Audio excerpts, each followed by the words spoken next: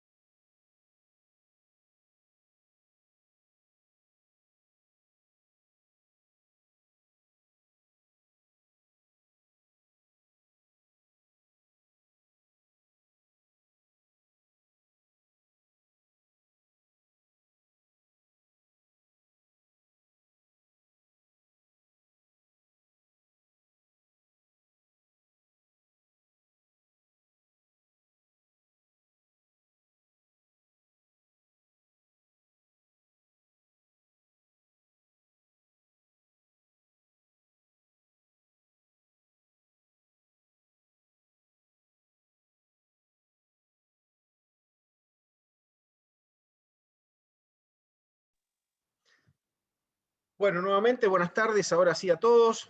Muchas gracias. Mientras siguen ingresando gente a la sala, participantes de la sala, vamos a dar inicio a la actividad del día de hoy. Mi nombre es Mario Casasco, soy el director ejecutivo, uno de los directores ejecutivos del CDPYME. Y antes de presentar la actividad de hoy, como ustedes saben, este ciclo de webinarios gratuitos y libres que el Centro de Desarrollo de Pymes de la Universidad del SEMA viene desarrollando desde el año pasado, es prácticamente un webinario por mes. El próximo lo tendremos el día 20 del mes de mayo. Así que, bueno, los esperamos a todos en este ciclo. El tema que nos ocupa hoy es un tema muy importante de la coyuntura, muy importante para todas las pequeñas y medianas empresas, y que tiene que ver con la estrategia laboral ante la incertidumbre. Y para eso hemos convocado y tenemos el honor de contar hoy con la presencia con tres importantes abogados laboralistas de tal vez el estudio más importante en derecho laboral de la Argentina, ¿sí? Déjenme presentarles que hoy nos acompaña el estudio Funes de Rioja y Asociado a través de tres socios. Como ustedes sabrán, el estudio Funes de Rioja es líder en asesoramiento y representación en materia legal laboral de empresas. Brinda también a sus clientes asistencia en política laboral, prevención del riesgo, disminución de contingencia y diseño de estrategias y soluciones integrales que también impactan positivamente en la productividad, abarcando no solo la regulación laboral, sino también todo lo que tiene que ver con las relaciones colectivas o manejo de la negociación y los conflictos de tipo laboral. El estudio Funes de Rioja Asociado pertenece a una red internacional de derecho laboral, ¿sí?, que se llama Luz Laborus, ¿sí?, y la integra junto a otros prestigiosos estudios del mundo. Déjenme presentarles en principio a el primer socio que nos acompaña, que es el doctor Eduardo Viñales. Eduardo es socio y es miembro de la subcomisión de Mercosur del Departamento de Política Social de la Unión Industrial Argentina, miembro del Departamento de Política Social de la Unión Industrial y miembro del Departamento de Política Social de la COPAL y asesor de la Cámara de Industria de Productos Alimenticios y Afines. También nos acompaña el doctor Pablo Barbieri. Pablo es socio del Estudio Funes de Rioja, es árbitro en materia laboral y civil por el Centro Empresarial de Mediación y Arbitraje y es profesor titular de la cátedra en la materia Derecho y Política Laboral de esta casa de estudios. Y por último nos acompaña el doctor Ignacio Funes de Rioja, que es también socio del Estudio Funes de Rioja, fue representante empleador argentino y portavoz del Grupo Empleador en el Foro de Diálogo Mundial y es profesor titular de Derecho del Trabajo, Política Laboral y Seguridad Social en esta casa de estudio y además miembro del Consejo Superior de la Universidad del SEM. Esto va a ser una charla, una conversación que tendremos con los especialistas en la materia y quienes estará en este momento moderando esta charla será Mauricio Rampone. Mauricio, si podés prender tu cámara, así te identificamos, que es el otro director ejecutivo del CDPymes. Así que bueno, Mauricio, te voy a dejar a vos la palabra y muchísimas gracias al Estudio Funes de Rioja y a los doctores que nos están acompañando en este momento. Así que Mauricio, te dejo la palabra. Muchas gracias, Mario. Bueno, un par de temitas de logística para todos los que están acompañándonos hoy. Seguramente van a tener preguntas, seguramente van a tener consultas y como siempre, saben ustedes, al pie de la plataforma Zoom tienen el icono para hacer esas preguntas o por el chat, así le podemos sacar el jugo a nuestros ilustres acompañantes de hoy. Mario nos habló del título de la charla y déjenme, antes de darle la palabra a los que saben, poner todo esto en contexto. ¿Cuál es la situación? Acá delante mío tengo el newsletter de abril de la Fundación de Observatorios Pymes, que tiene el valor de ser consistente en cuanto al seguimiento de las compañías que van relevando, o sea, la base de datos es consistente. Y hoy, ¿cuál es la foto respecto a la prepandemia en el universo PYME? Tenemos un 50% de las empresas totalmente operativas, tenemos un 46% parcialmente operativas con distinto grado de actividad y un 4% que no están operativas. A ese combo hay que agregarle que aproximadamente un 15, un 20% de las compañías relevadas totalmente o parcialmente operativas, lo estoy expresando mal, del universo de esas compañías total o parcialmente operativas, manifiestan que tienen aproximadamente entre un 15 y un 20% de su personal que no está concurriendo a los puestos de trabajo, por las distintas circunstancias que todos conocemos, grupos de riesgo, asistencia de familiares, contactos estrechos, etcétera, etcétera, lo cual obviamente implica un sobrecosto dentro de su estructura. Y como dato adicional, prácticamente todas informan que están incurriendo en costos extras productos de la pandemia, es decir, todas aquellas cuestiones de tipo sanitarias, facilitadores de transporte, etcétera, etcétera. Es decir, no solamente las compañías, las pymes, que es el métier que a nosotros nos interesa, están con un problema de mercado, ese porcentaje que yo les hablaba de parcialmente operativas, sino además tienen o arrastran todos estos costos adicionales, extras producto de la pandemia. Con lo cual, hoy el empresario está muy preocupado con toda esa situación y por eso nos parecía muy oportuno contar con Pablo, con Eduardo, con Ignacio para que nos ayuden a ver hacia dónde, cómo estamos y hacia dónde vamos. Y les tiro, muchachos, la primera de las consultas.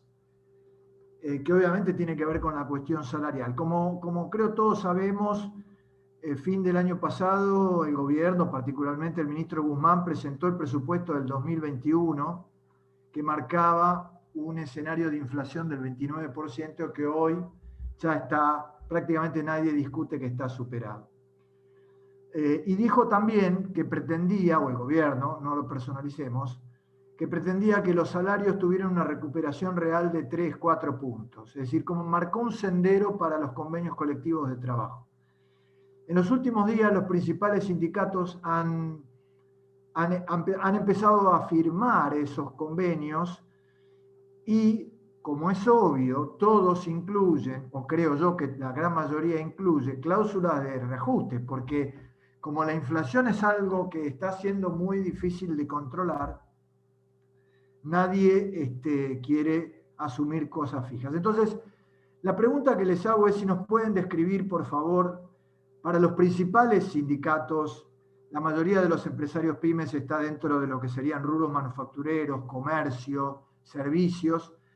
Si nos pueden contar un poco, por favor, cuál es la hoja de ruta de esos convenios, para cuándo habría que esperar ese reajuste, y si tienen algún comentario también para hacernos respecto a lo fuera de convenio, porque hay muchos de la gente que nos acompaña en nuestras charlas que de hecho son prestadores de servicio fuera de convenio o tienen empleados fuera de convenio.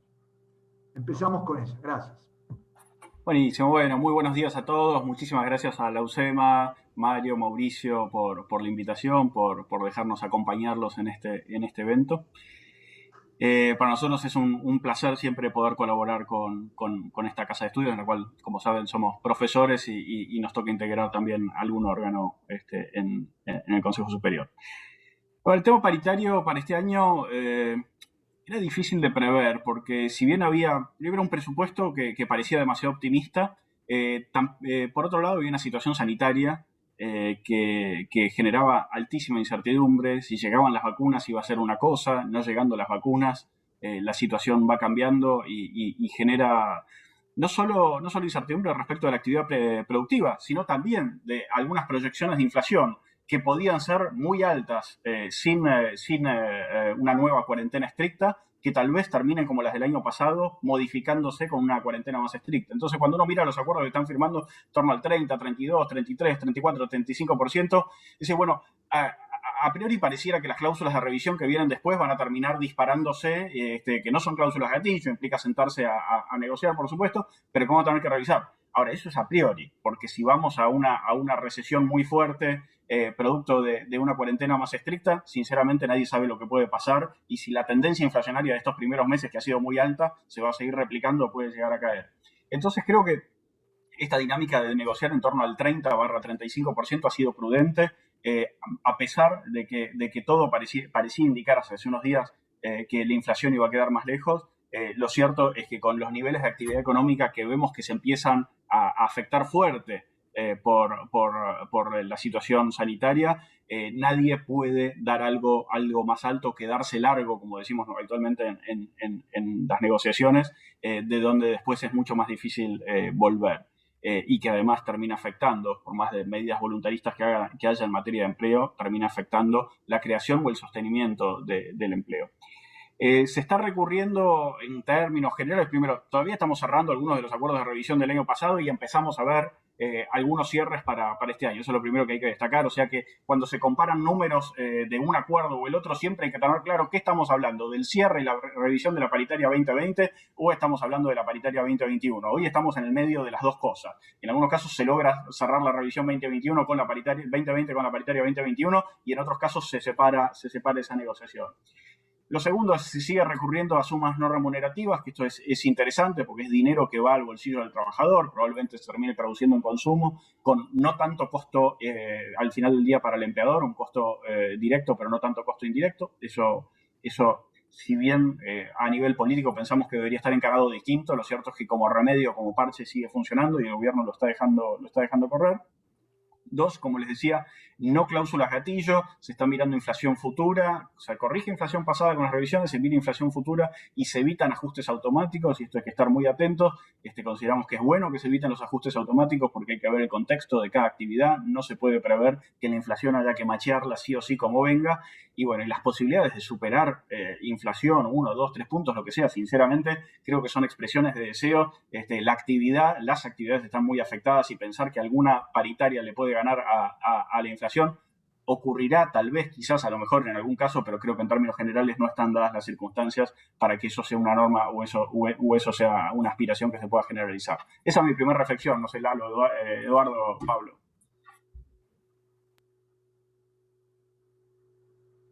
Estás muteado, Eduardo. Estás muteado, Eduardo. Perdón, estaba muteado. No, digo, volviendo a lo que dijo Ignacio, hasta el mes de marzo estuvimos revisionando los acuerdos del 2020-2021, prácticamente están todos revisionados, con una característica: se quedaron cortos frente a la inflación real contra la proyectada. Incluso los que revisionaron hace 2-3 meses no podían prever estos índices tan importantes de final de ciclo. Con lo cual, muchas de las negociaciones que vamos a encarar arrancan con un débito, que no es tal. Nosotros decimos, perdimos 10 puntos de Producto Bruto, perdimos actividad, perdimos mercado, perdimos competitividad, con lo cual pretender competir contra la inflación es algo que no va a ocurrir. Algo importante sucedió ayer o anteayer, fue ayer, en el Consejo del Salario. El presupuesto decía 29%, pero en el Consejo del Salario se firmó 35%. 29% entra en este año y los otros 6 puntos el año que viene. Es un salario de referencia, es verdad, es un salario de referencia. Prácticamente los convenios colectivos, yo no conozco ninguno que esté por debajo de lo que es el salario mínimo vital, pero como salario de referencia tiene mucha importancia, pues la visibilidad de lo que está pensando el gobierno. Más allá que nos diga que el 29 es la pauta, informalmente, después la pauta fue 32, todo indica que la pauta no sería 32, estaría más arriba. Y en la medida que transcurre el tiempo, como pasó el año pasado, las proyecciones se van modificando. Todo dependerá de la actividad, en qué estado está. Bueno, comercio firmó 32%, que es relativamente en la línea baja, donde tiene actividades que no están funcionando. O sea, todo lo que es shoppings, comercios, están sumamente limitados, con lo cual se justifica una negociación a la baja. Vamos a encarar negociaciones con control de precios, porque no nos olvidemos que muchas actividades tienen control estricto de precios, ni hablar productos alimenticios. Ahora, lo que es la negociación con la Secretaría de Comercio va por otro carril distinto a lo que es la lógica del reclamo laboral. Vamos a tener reclamos, estamos teniendo en actividades de alimentación de un 40% con control de precios, cosa que va a crujir, es inevitable que vamos en una línea de conflicto. ¿Algo más, Ignacio, querés agregar? ¿Pablo? No, por mi parte está. Perfecto. Tenemos varias preguntas, así que... Ok, bueno, a ver. ¿Querés que vayamos punto por punto, Ignacio, con las preguntas? O... Sí, yo diría que sí, ¿no? Ok. Yo no las estoy viendo.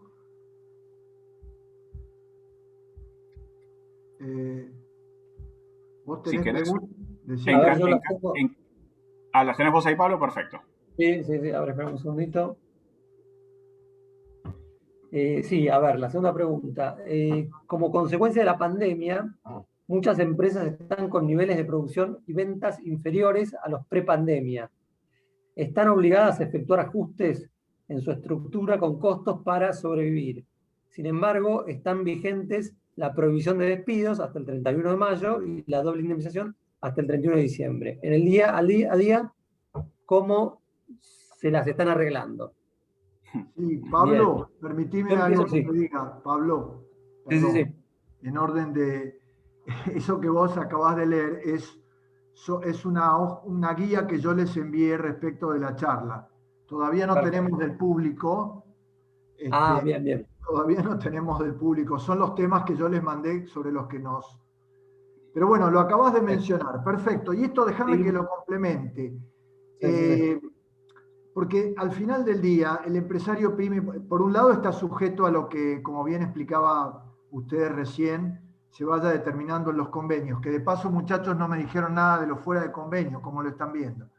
Bueno. Pero perdón, para redondear esto, Pablo, que yo les había mandado, porque el empresario PYME está, por un lado, sujeto a lo que se vaya determinando convencionalmente. Pero por otro lado, ¿cuál es la realidad? Como yo les mencionaba antes, tenemos un 50% del universo que está parcialmente operativo.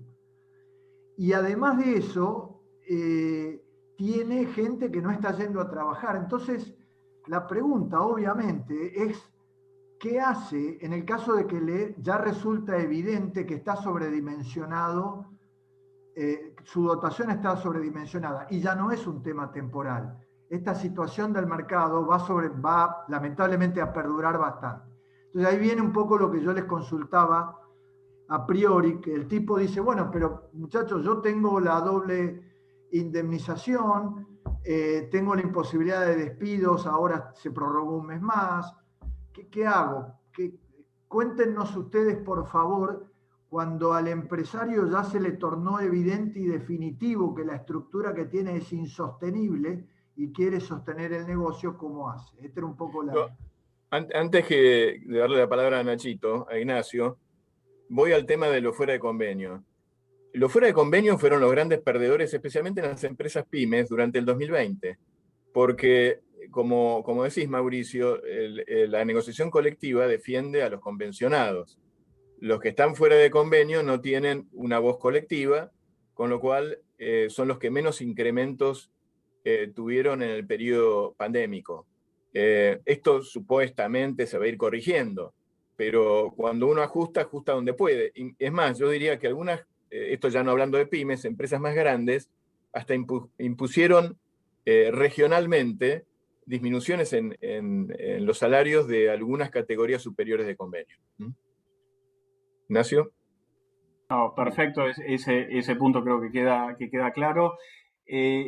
Respecto de cómo sobreviven las empresas en este contexto con caída de actividad, necesitar de ajustar dotación o costos y una previsión de despidos, de suspensiones, medidas muy voluntaristas de parte del Poder Ejecutivo Nacional que no reflejan la realidad. Y bueno, ¿cómo sobreviven con alguna creatividad?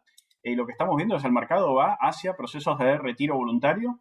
En algunos casos nos hemos encontrado, y el propio decreto que ha prorrogado sucesivamente, los propios decretos que han prorrogado sucesivamente la duplicación indemnizatoria lo terminan reconociendo. Casos que hemos encontrado en empresas cerradas. ¿Y contra empresa cerrada qué? Bueno, cuando el gobierno, el Poder Ejecutivo, justifica la duplicación indemnizatoria y la extensión con tope o sin tope, no importa, de la duplicación indemnizatoria, reconoce en sí mismo que es para los casos que cesa la actividad de la empresa. Claro, es inevitable. Si la empresa cesó en la actividad, se hace imposible cualquier reinstalación que se pueda pretender o cualquier prórroga de la relación laboral ante una actividad que ya no existe.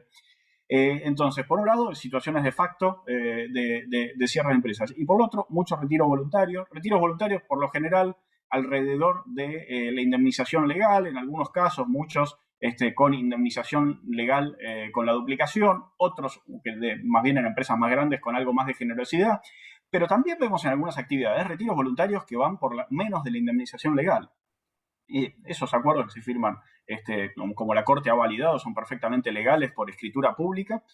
¿Y por qué? ¿Y qué cosas vemos? Bueno, yo he visto situaciones donde se le plantea a un trabajador, miren, la cosa no da para más, hagamos ahora un acuerdo, y hay un compromiso de buena fe de que si la cosa rebota, si la cosa mejora, te volvemos a llamar. Y hemos visto gente que se encierre y diga, bueno, no acepto nada, pero también hemos visto gente muy consciente diciendo, me avengo a un acuerdo, a una salida para hacer posible este momento y esperando poder volver a esta empresa o reinsertarme en alguna otra. Vemos con preocupación, sí, que los tiempos de reinserción de la gente en el mercado de trabajo se vienen prolongando muchísimo. ¿Sí? De lo que eran 4 meses históricamente, se alargaron a 6. Hoy están hablando de que en algunos casos los tiempos de reinserción, en algunos quizás más largos, son de 1 año. Bueno, todo eso dificulta tal vez la capacidad de atraer y de convencer a la gente en un retiro voluntario. Hay siempre situaciones particulares y, por supuesto, lo más difícil son con los niveles de capacitación, de entrenamiento más bajos. Yo creo que hay algo que se desprecia o que tal vez no se está mirando en la pandemia, que es que la Argentina empieza a tener un déficit de mano de obra calificada importante. Y todo esto, tenemos suspensiones, gente que se queda de facto sin trabajo, no demás, no hay programas serios de reentrenamiento, de recalificación de la gente para que sea empleable en los empleos que puedan venir a existir. La Argentina ya venía atrasada respecto del mundo. Hoy el mundo aceleró su cambio y la Argentina la sigue mirando muy de atrás, quizás cada vez más de atrás. Y esto de reentrenar a la gente con independencia de la edad, lo mismo. La gente tiene aptitud, gracias a Dios, más allá de la pandemia, la expectativa de vida se va prolongando y las capacidades y la posibilidad de poder seguir trabajando se vienen prolongando, pero hay que reentrenar, hay que preparar a la gente para las nuevas tecnologías, para las nuevas formas de organización del trabajo y demás. La pandemia acelera todo esto y vemos muy poca iniciativa del sector público, incluso esto podría ser acompañado por el sector sindical, para generar condiciones de empleabilidad para esa gente, que no se solucionan las cosas simplemente con poner una prohibición de despidos y punto. Eso no soluciona nada, quizás hasta agrava el problema. Bueno, un poco el panorama que veo desde el punto de vista de Eduardo, Pablo, por supuesto.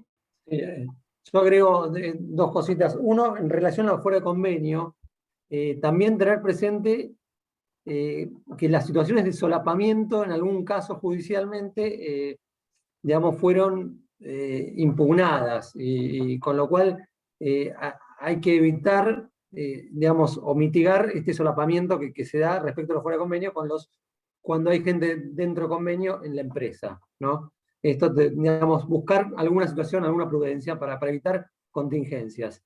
Y respecto del tema del achicamiento de una empresa, cómo hacerlo, digamos, yo lo que veo la herramienta como más útil que hoy tenemos es el 241, el acuerdo 241. ¿Por qué? Porque el SECLO hoy tiene el criterio de homologar solamente acuerdos que superen o sean iguales o superiores al 70% de la doble.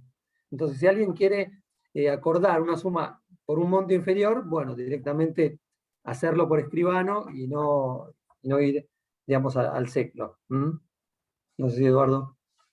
No, sí, digamos, los acuerdos suscritos en escritura pública son atacables, pero son el único instrumento que le queda al sector empresario como para acordar una salida en una determinada empresa.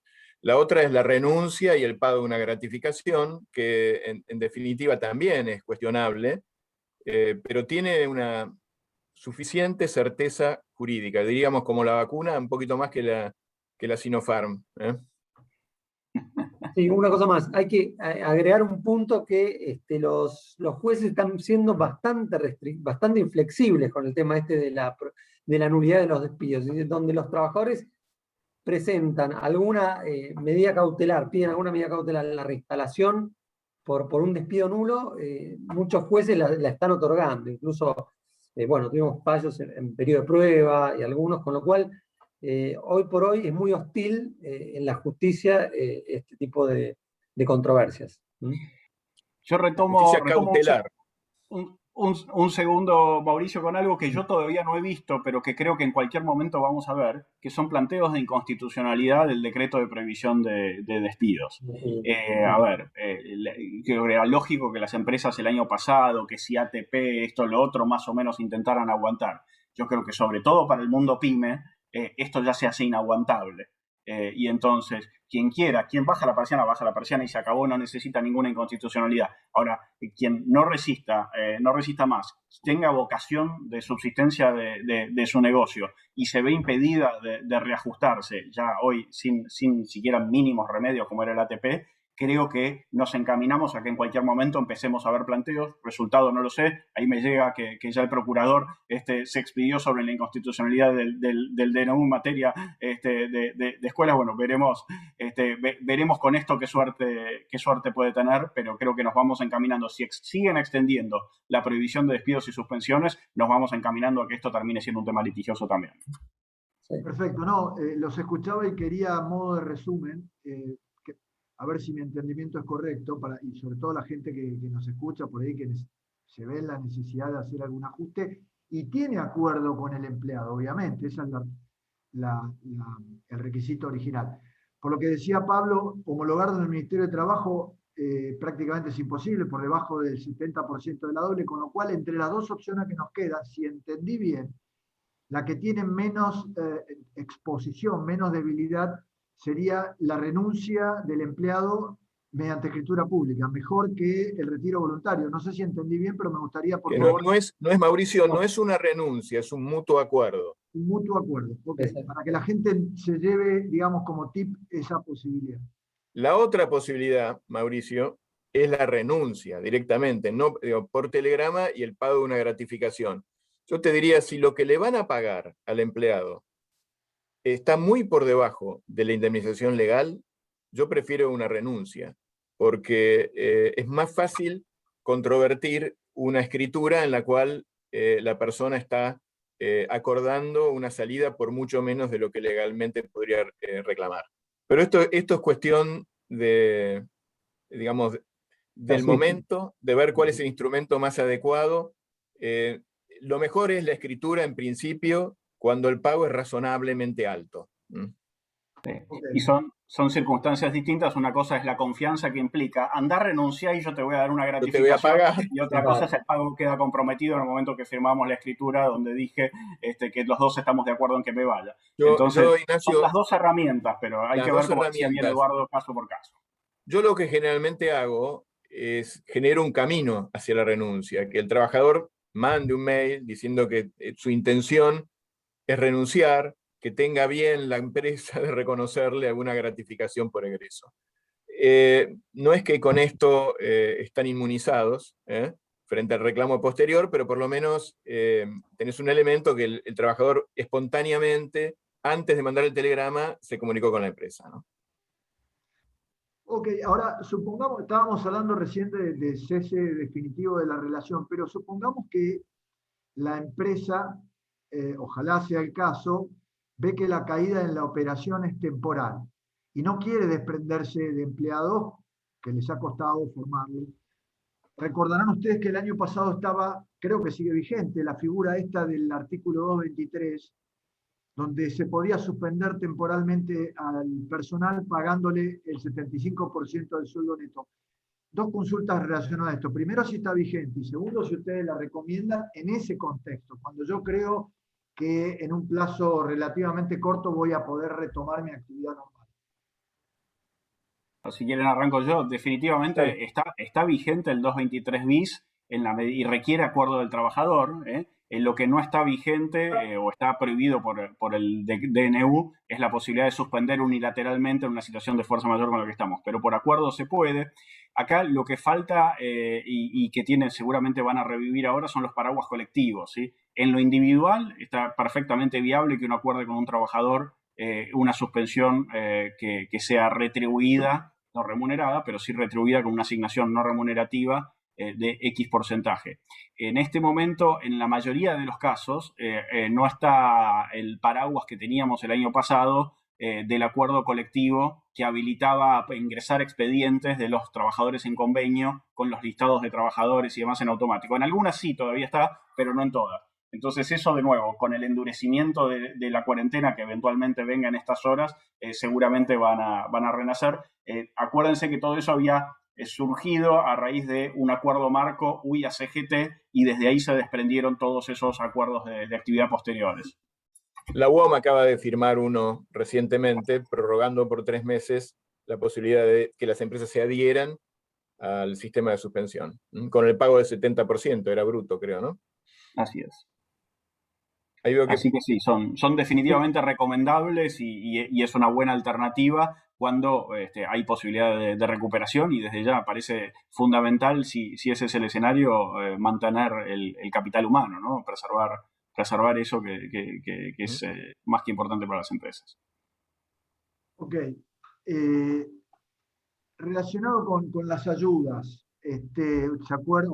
Los que nos escuchan seguramente recordarán las series de lo que se llamaba ATP, que rigió durante el año 2020, que desapareció, pero ahora apareció una figura análoga que se llama Repro, y que en su versión 2 amplió la posibilidad a empresas, antes en un principio era solamente para aquellas del rubro salud o críticas, gastronómico, hotelería, etc. Ahora, por lo que he leído, si una empresa puede demostrar una caída en su nivel de actividad comparado con el año 2019, podría acceder a este repro. Me gustaría, por favor, conocer la opinión para que la gente sepa de parte de ustedes si lo aconsejan, digamos, si es algo que puede ayudar en este contexto de crisis. Sí. ¿Querés arrancar vos, Eduardo? No, arranca, Nachito.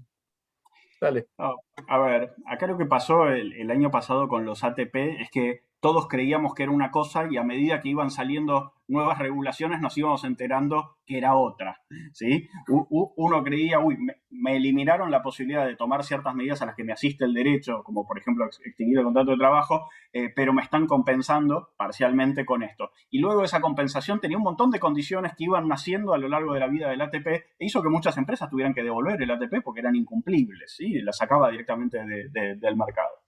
Con el tema repros en realidad era una medida muy anterior. Fue diseñado, yo creo que fue creación de Noemí Rial, es de la época de Noemí Rial, es viejísimo. De la época de Noemí en el Ministerio de Trabajo, el viceministro, un excelente viceministro de Trabajo que tuvo el kirchnerismo en su etapa anterior, y fue una creación de Noemí justamente para evitar, en una de las crisis económicas, creo que fue la del 2008, evitar que la crisis transcurriera con los trabajadores fuera del mundo laboral y justamente buscar esto que vos decías, Mauricio, la permanencia del trabajador pensando y asumiendo que la economía iba a rebotar.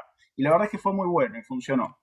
Y en aquellos momentos los condicionantes eran medianamente razonables. Bueno, ahora de nuevo, si el repro se mantiene siendo una asistencia que no exige, no requiere mayores condicionantes, maravilloso, fantástico. En la medida que el repro le vuelvan a hacer lo que le hicieron en su momento al ATP, de ponerle cuestiones que exceden el tema del empleo, una cosa que te digan, bueno, te doy el repro, pero no despidas, bueno, tengo prohibición de despidos, así que no hay mayor problema.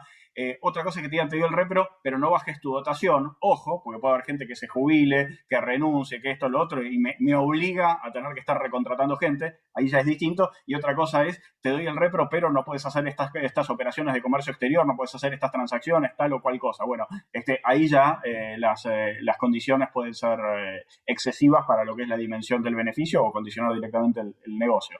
Pero sí, lo sé, Pablo, Eduardo. No, sí, digamos, es un instrumento válido. Obviamente hay que acudir a todas las ayudas que el gobierno pueda dar a la actividad privada, especialmente a las pymes. En el pasado sirvió, esto depende de los presupuestos que asignan, después quedó corto y era una competencia por obtener el repro. También en el pasado hubo alguna administración que no fue del todo clara y cristalina a la hora de adjudicar los repros. Creo que en esta vuelta, quizás con una reglamentación adecuada, va a ser un poquito más prolija, ¿no? Pero sí, yo creo que deberían anotarse y pedir el repro. Ahora, el ATP, con los cuestionamientos que haces, Ignacio, para muchas empresas, especialmente pequeñas y medianas, fue una ayuda importante que hoy no está, y lo que es gastronomía y hotelería, y la están sufriendo en forma particular, ¿no? Porque no resuelven el problema con el repro, porque la inactividad en hotelería es casi total, por ejemplo, y de la hotelería se desprende gastronomía, y de gastronomía todos los proveedores alimenticios. O sea, hay toda una cadena de actividades que se empieza a limitar porque por el cerramiento, ¿no? Por lo que es el aislamiento que estamos sufriendo, ¿no? Pero sí, yo soy partidario del repro, obviamente. Ok, interesante. Les cambio un poquito un tema que también es preocupación, digamos, fue alivio / preocupación para el empresario PYME, que es la famosa cuestión del teletrabajo. Fue alivio porque de alguna manera permitió que en las circunstancias de aislamiento la gestión pudiera seguir adelante. Ahora bien, salió una ley, salió la reglamentación. Yo con Mario charlamos con directores pymes y hay una preocupación respecto a esa famosa cláusula que permitiría a un empleado que hace tareas de teletrabajo exigirle a su empleador que lo retrotraiga a una situación presencial, es decir, que vuelva a una posición física en una oficina.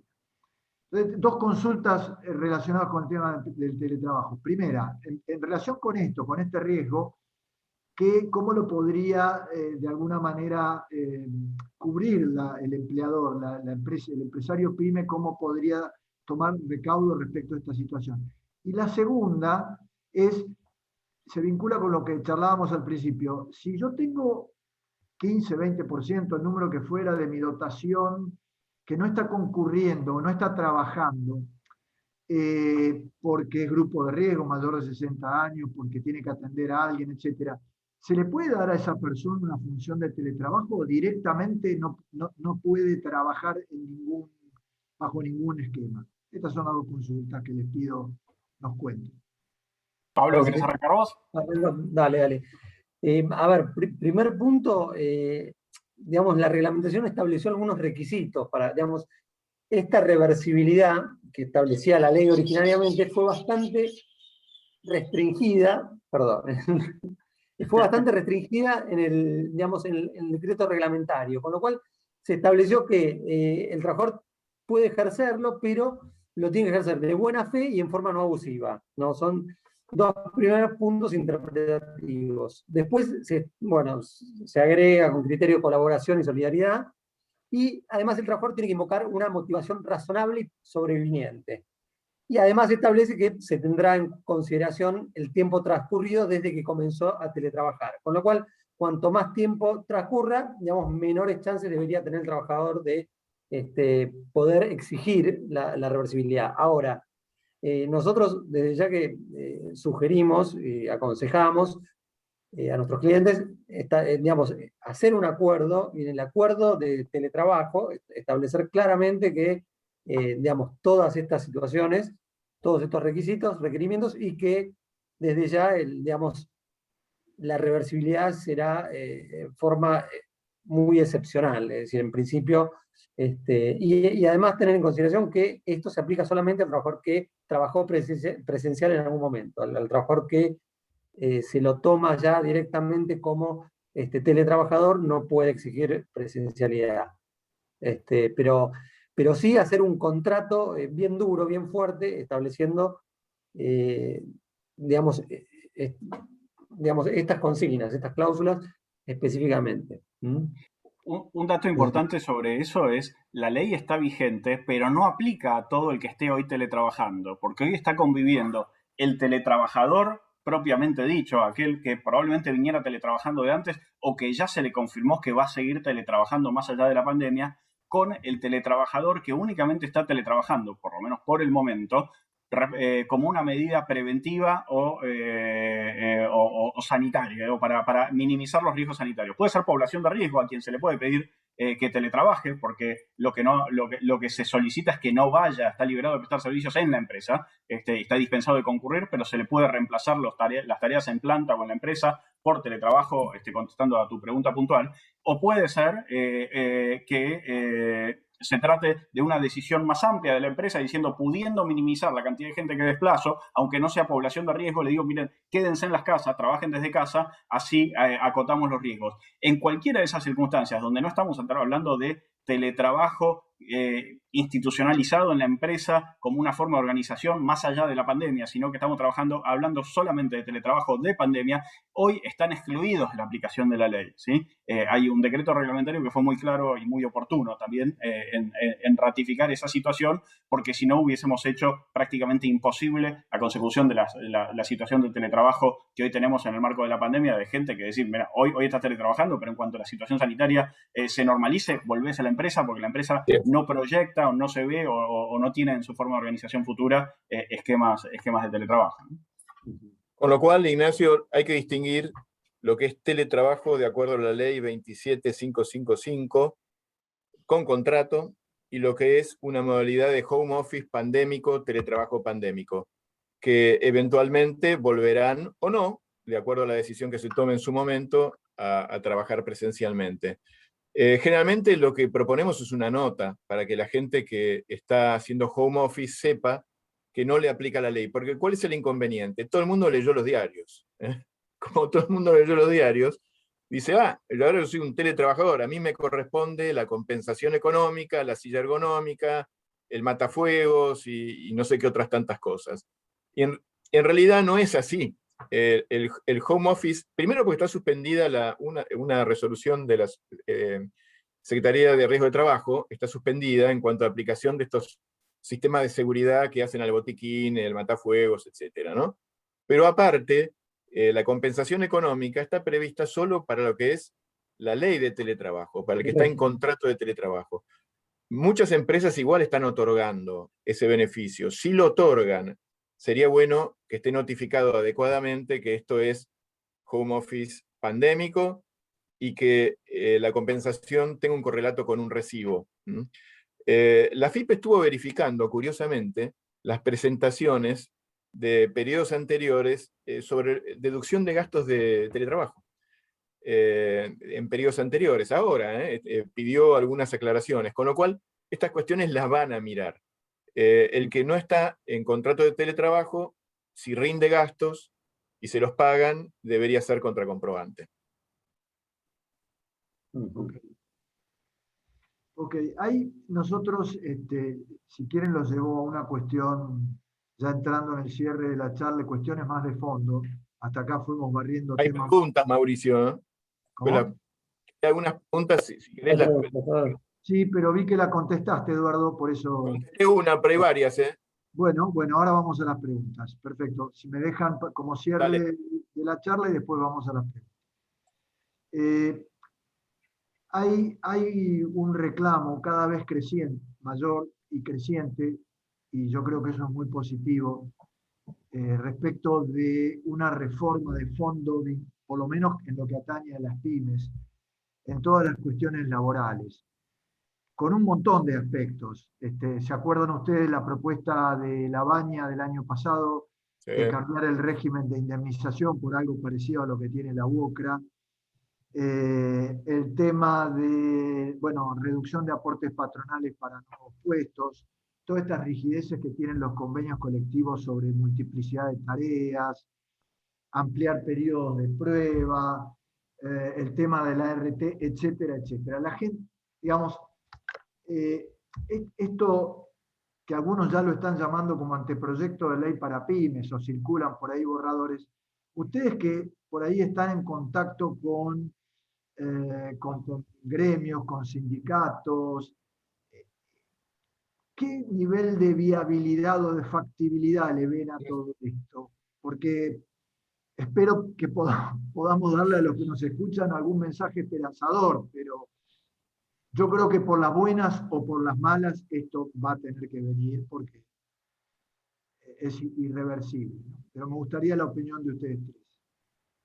Yo, si quieren, arranco yo. Yo creo que es imperiosa la necesidad de reformas de fondo que abarquen a las pymes, pero quiero serte muy sincero, creo que hacen a la estructura del derecho laboral en Argentina. El derecho laboral en Argentina está agotado, ¿sí? Hay que agradecerle por los servicios prestados, pero el modelo está definitivamente agotado. Prueba de eso son los niveles de informalidad que tenemos, prueba de eso es el estancamiento en el PBI per cápita, que Argentina haya tenido periodos de rebote, de crecimiento, pero no se haya desarrollado en las últimas décadas. Ya no hablo de años, no hablo de un gobierno. Entonces, el sistema laboral argentino merece revisarse. En esa revisión, el capítulo PYME es fundamental, ¿sí? Pero no alcanza con un capítulo PYME. Realmente hay que ponerse los pantalones y discutir temas de fondo en la Argentina. No podemos seguir viendo al empleador como el victimario y al trabajador como víctima si no vemos al empleador como el que genera y no querer ver al empleador como el que genera oportunidades, el que arriesga y el que hace que la Argentina tenga posibilidades reales de desarrollo.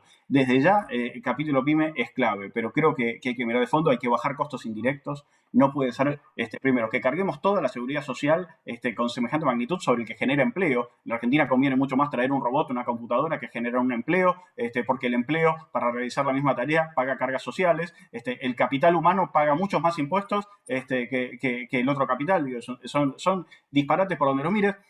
Y por otro lado, tenemos también costos muy altos de intermediación. Acá voy a hablar contra el propio gremio. Hacer justicia en la Argentina termina siendo demasiado caro, la litigiosidad es altísima y tener un pleito laboral es carísimo, se lleva puesto una pyme. es así. La intermediación sindical, los aportes sindicales que se pagan en la Argentina, aportes y contribuciones, estamos hablando de cifras muy altas, que con aportes específicos, esto y lo otro, llega un punto que el sector privado no resiste más, ¿sí? Lo que vemos viendo es que hay un sector público que es el único que genera empleo y un sector privado que se achica y se escurre hacia la informalidad. Grandes, medianas, chicas. Entonces creo que tenemos que rever en su conjunto, y esto no es estar en contra de los sindicatos o en contra del derecho laboral. Creo que el derecho laboral lo ponemos en extinción por no querer modificarlo y ayornarlo. Te hablan, bueno, ¿por qué ustedes quieren hacer desaparecer el derecho laboral? No, lo están haciendo desaparecer de facto, porque cada vez tenés menos empleo privado registrado. Entonces la forma de hacerlo es mirar integralmente, y para eso hay que tener una discusión madura. Ahora, tenemos actores sociales preparados. Justamente tenemos una gran ventaja. Tenemos sindicatos que están acostumbrados a negociar colectivamente, con una estructura fuerte, que pueden sentarse en la mesa. Tenemos capacidad de generar diálogo social profundo para esas transformaciones. Ahora hay que asumir el costo político de decir la verdad y decir que esto tiene que ocurrir. Y para eso yo lo único que les puedo recomendar es hay que alzar la voz, hay que decir las cosas, hay que animarse a decirlas. No, porque es políticamente incorrecto, no digas tal o cual cosa porque políticamente es incorrecto. No, hay cosas que hoy, como está dada la situación, con el aceleramiento de la transformación productiva en el mundo generado por la pandemia, si no decimos las cosas, después va a ser demasiado tarde, con lo cual hay que animarse y decirlo. Y los técnicos podemos hacer algo, pero los protagonistas son los empresarios. Sí, y yo te agrego que hay una resistencia de los gremios a capítulos PYME con la muletilla de que no queremos trabajadores de primera y trabajadores de segunda. O sea, es muy difícil sentarse y dividir por nivel de empresa el convenio, o regionalmente. Lo mismo, hay convenios nacionales que podrían regionalizarse porque las condiciones son diferentes en algunas provincias. El sindicalismo se ha opuesto tradicionalmente a esto, y las empresas grandes también. Y las empresas grandes generalmente son las que integran las cámaras con mayor poder de decisión. Y muchas empresas no les conviene tener una competencia PYME con condiciones laborales más favorables, con lo cual lo que pretenden es un poco lo que dijo Ignacio, esto que sea para todo, no solo para la cadena, que sea también para la empresa grande.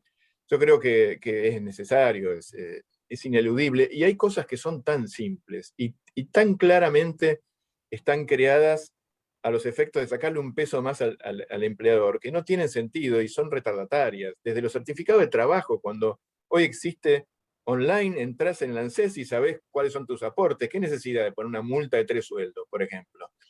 Y así en más hay un montón de cosas. Prohibición, por ejemplo, cuando vos recontratás a un trabajador, descontás, en caso de futuro despido, la antigüedad a valor nominal. Son absurdos.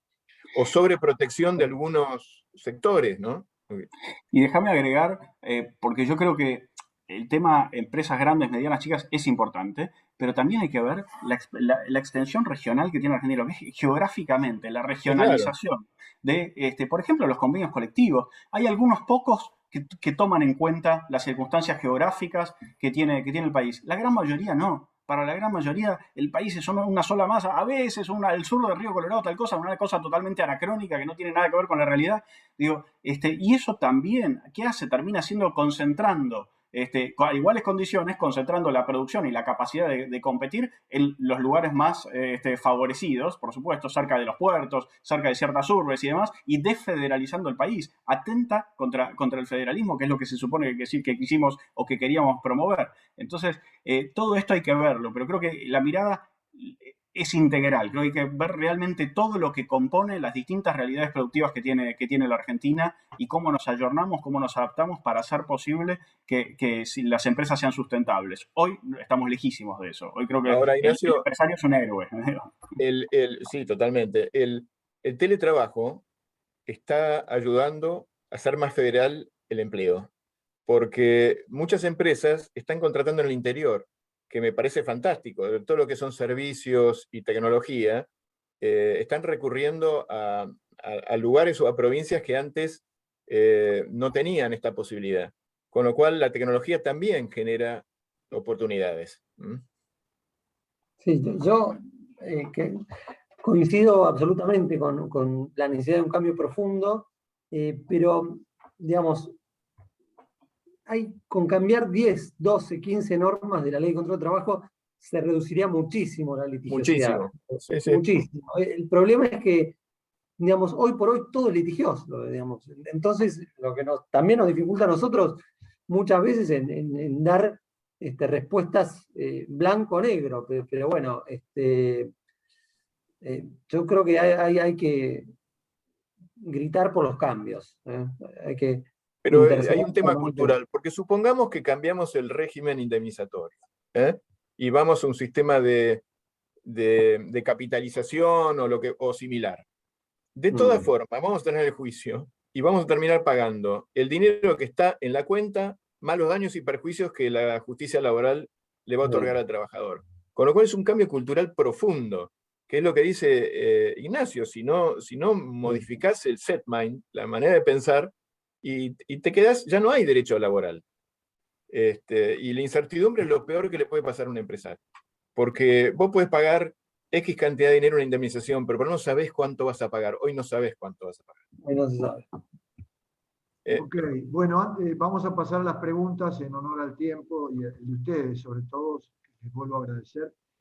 De paso, un parroquial rápido, para los que nos están escuchando, por favor agenden la próxima charla de estos webinarios de gestión PYME. La vamos a tener el jueves 20 de mayo a la hora habitual, 5:30, siempre con temas así de mucha vigencia e interesantes para el empresario PYME. Bueno, tengo acá, si quieren empiezo por la última de Juan, porque tiene que ver con esto que estábamos hablando. Si hay algún bloque que está estudiando esta ley PYME, el anteproyecto de ley PYME para las relaciones laborales, que ustedes sepan. A ver, en mi caso estoy en contacto con técnicos que están trabajando con eso sin tenerlos, por lo menos yo, identificados con banderas políticas dentro de un bloque. ¿Sí? Hay distintos técnicos, economistas, abogados, incluso exfuncionarios de distintos partidos que están trabajando en eso, con colaboración de algunos sindicatos. No sé, Eduardo, Pablo, si... Sí, yo no tengo conocimiento que tenga estado parlamentario un proyecto que esté en discusión. Perfecto. Tengo una pregunta, no está indicado quien la formuló, pero dice que las empresas que no tienen un convenio colectivo que les aplique, se trata de una empresa de servicios y consultoría, ¿pueden manejarse con la pauta del Consejo del Salario, es decir, la que ustedes mencionaron, tomando solo lo aplicable para este año, el 29%, o tienen alguna otra obligación? Yo la tomo porque tengo varias de estas. Obligación legal ninguna, no aplicás convenio. Generalmente las empresas que no aplican convenio toman como pauta comercio. ¿Por qué? Porque por default todo es comercio. Y especialmente las de tecnología y servicios y consultoría, porque si algo les va a suceder en algún momento, va a ser con comercio. Porque el gremio que está más cerca de lo que es consultoría y servicios es comercio. Con lo cual generalmente se sigue la pauta de comercio. Pero perfectamente pueden aplicar los criterios del Consejo de Salario Mínimo porque no difieren demasiado de lo que pautó comercio. Pero yo diría que hagan un phantom, ahí sigan paralelo a comercio, que van a ir bien. Ok. Acá tenemos otra consulta. Si un empleado de hoy es de grupo de riesgo por edad y no se vacuna por su propia decisión, ¿lo puedo notificar para que vuelva a la presencialidad? Pablo, ¿querés tomarla? Está bien.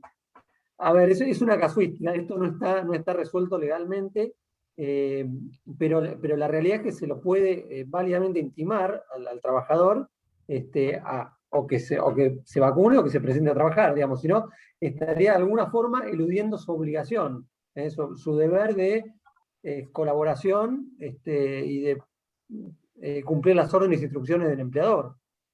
Con lo cual yo entiendo que podría tranquilamente ser intimado. Lo que sí, bueno, también tendría cierto cuidado, cierta prudencia si esa persona es de mucho riesgo. Después evaluaría la contingencia que podría tener si esa persona se termina contagiando de COVID y tiene alguna cuestión fatal, ¿no? Pero la realidad es que técnicamente puede ser intimada esa persona. Esto lo discutimos bastante digamos, en la Unión Industrial, en distintas comisiones. Primero que debería justificar por qué no se quiere vacunar. ¿Cuál es la justificación para no vacunarse?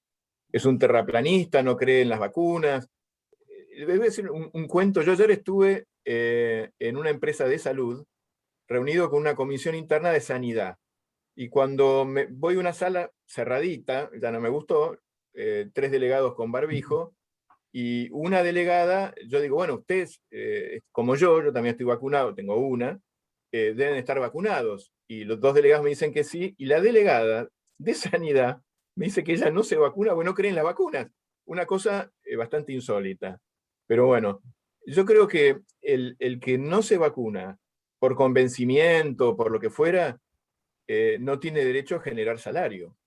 Ahora, no sé si daría para una intimación a que vuelva a trabajar porque es grupo de riesgo y la empresa tiene el deber de seguridad, con lo cual meter a una persona mayor de 60 que decide no vacunarse y el empresario asume un riesgo, que es el riesgo del deber de seguridad. Yo más que nada lo pondría, digamos, le quitaría el salario justificadamente, no devenga salario porque decide quedar en esa situación, cuando podría ser presencial. Coincido totalmente. Debemos recordar que el deber de buena fe, el principio de buena fe debe reinar el contrato de trabajo, número 1. Número 2, si vamos al artículo 208, las situaciones de enfermedad inculpable, una persona que no se somete a los tratamientos médicos que le corresponden, que se le recetan o no respeta el reposo que se le ordena para recuperarse, pierde el derecho al salario, ¿sí? Deja de vengar salario. Entonces, análogo, estamos en una situación de excepción, pero análogamente, por principios de buena fe y por situaciones muy parecidas que pasan con quien está en una situación de enfermedad inculpable, te vamos a decir lo mismo. Si no haces todo lo posible para poder volver cuanto antes a prestar o a llevar adelante la prestación laboral, bien, al menos de mínima perdés el derecho a que se devengue el salario por esos días, ¿no? Bueno, estimado, yo los tengo que dejar en este momento porque empieza una clase, así que sí, los saludo. Estamos en una hora pasaditas, así que por mi parte, Pablo, Ignacio, Eduardo, yo les quiero agradecer muchísimo, la verdad que resultó muy rica la charla, muy buena. Les recuerdo a todos, o los invito a que nos acompañen el jueves 20 de mayo, 5:30, con otro tema. De nuevo, muchas gracias, muchachos, y le dejo el cierre a Mario. Bueno, nada más ratificar lo que dijo Mauricio. Muchísimas gracias al Estudio FUNE de Rioja. Muchísimas gracias, Ignacio, bueno, Pablo y Eduardo. La verdad que realmente muy interesante porque creo que hicimos una charla muy práctica. Creo que como empresarios PYME nos dieron una guía como para actuar en esta situación. Así que muchas gracias. Los volveremos a convocar, así que nada más, y hasta la próxima. Muchas gracias. Muchísimas gracias a ustedes. Muchas gracias, Mauricio. Gracias, Mario. Muchas gracias a todos.